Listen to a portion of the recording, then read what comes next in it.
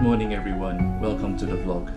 It is the 19th of March 2021. It is my birthday and I'm officially 40 years old.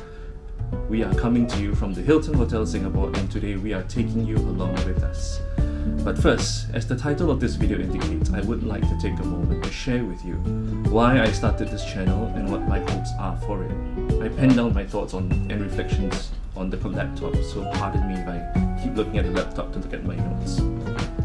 So for as long as I can remember, ever since returning from our 2017 trip to the Philippines, Jen and I have constantly talked about retiring in the Philippines.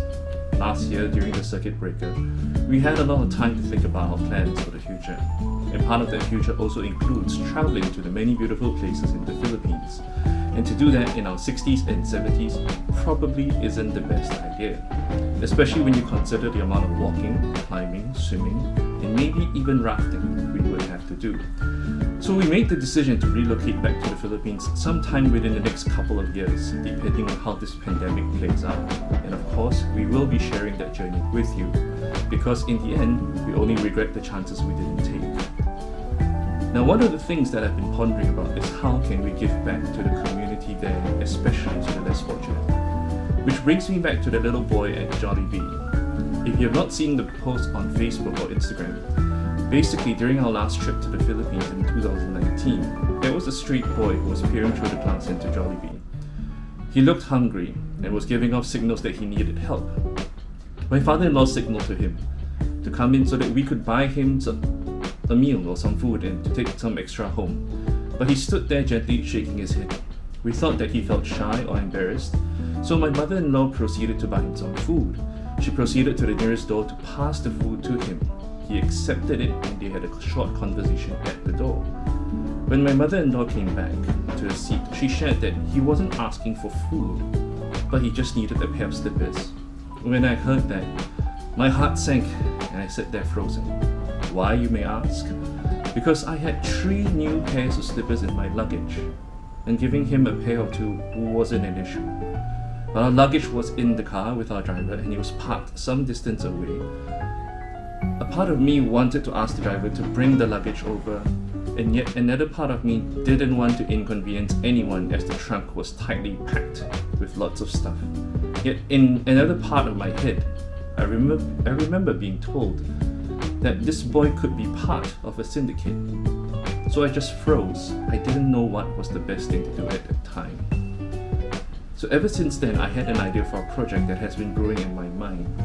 Something in which I have been discussing with Jen, and we hope to be able to operationalize this plan when we go over, and hopefully make a difference in the lives of the community there, because they have definitely made a difference in mine. How?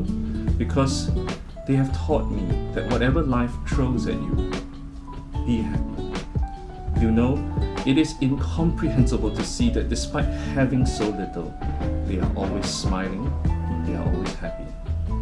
I couldn't help but wonder, are they missing out on the better things in life? Or have I missed the whole point of life? They showed us that life and happiness is much more than material wealth. And we in turn should show them that they are not alone in their life journey by sharing what we have with them. That is just my own reflection. And finally, the last reason that has influenced our decision to relocate, or rather my decision to relocate, is my lovely wife. Over the last few years, Jen has sacrificed being far away from family. And since we met in 2014, she has spent most of her time in Singapore, immersing herself into the Singapore culture and only going back to the Philippines for less than a month each time, as we are both nurses and we can't be away from our jobs for too long. So it is only right and timely that I do the same for her back in the Philippines.